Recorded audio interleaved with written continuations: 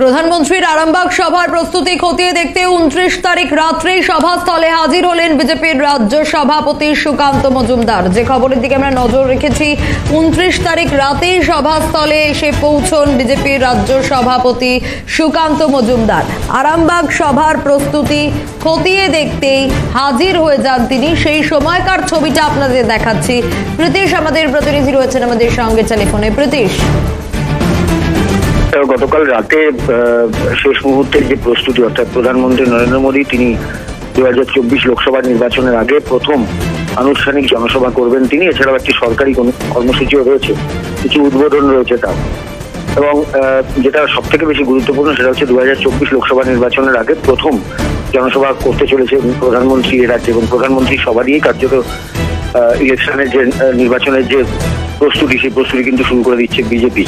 এবং সেই প্রস্তুতি মঞ্চ এবং শেষ মুহূর্তের যে প্রস্তুতি, সেই প্রস্তুতি দেখার জন্য বিজেপি রাজ্য সভাপতি সুকান্ত মজুমদার তিনি আরামবাগ গেছিলেন। এবং সেখানে যারা সভার দায়িত্বে রয়েছেন, অর্থাৎ সেখানকার আরামবাগের যিনি বিধায়ক রয়েছেন অর্থাৎ বিমান ঘোষ, তার সঙ্গেও কথা বলেন এবং অন্যান্য যারা নেতৃত্ব রয়েছেন তাদের সঙ্গেও কথা বলেন। এবং শেষ মুহূর্তের যে প্রস্তুতি, সেই প্রস্তুতি খতিয়ে দেখেন বিজেপি রাজ্য সভাপতি সুকান্ত মজুমদার।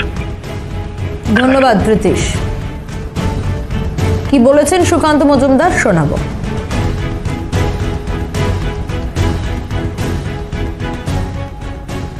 প্রয়োজনে জনগণের স্বার্থে মাননীয় প্রধানমন্ত্রী সমস্ত কিছু করতে প্রস্তুত, আপনারা দেখছেন। এবং মাননীয় প্রধানমন্ত্রীর নেতৃত্বে দেশ যেভাবে এগিয়ে যাচ্ছে, প্রজেকশন এসে জিডিপি থেকে শুরু করে সব দিকে আগামী দিনে ভারতবর্ষ উন্নত ভারতবর্ষে, বিকশিত ভারতবর্ষে রূপান্তরিত হবে। প্রধানমন্ত্রী কালকে এই মঞ্চ থেকে বিকশিত ভারতের বার্তা দিতেই আসছে। সরকারি প্রকল্পের উদ্বোধন হবে আগামীকাল, সেটা সরকারি মঞ্চ থেকে হবে। সেখানে আমার কাছে যা ইনপুট খবর আছে, রেল মন্ত্রণালয় এবং তার সাথে গ্যাস যে মন্ত্রণালয়, সেই মন্ত্রণালয়ের প্রোগ্রাম আছে। সেখানে বিভিন্ন প্রকল্পের লোকার্পণ মাননীয় প্রধানমন্ত্রী করবে। দুটো প্রোগ্রাম আছে, একটি সরকারি প্রোগ্রাম, সেই বিষয়ে আমরা কিছু বলতে পারবো না, কারণ ওটা সরকারি প্রোগ্রাম।